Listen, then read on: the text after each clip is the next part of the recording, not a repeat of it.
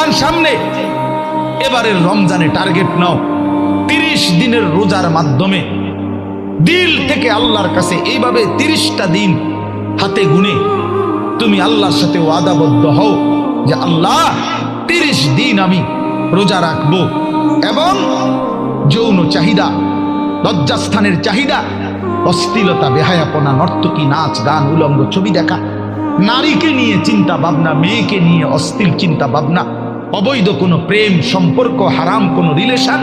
এই সব ত্যাগ করে বন্ধু 30টা দিন মনোযোগ দিয়া রোজা রাখো, তারাবি পড়ো, ইফতার করো, সাহারি করো, তাসবিহ পড়ো, তেলাওয়াত করো, কোনো আলেমে দ্বীনের সাথে উঠা বসা করো, ইমাম সাহেবের সাথে সম্পর্ক করো।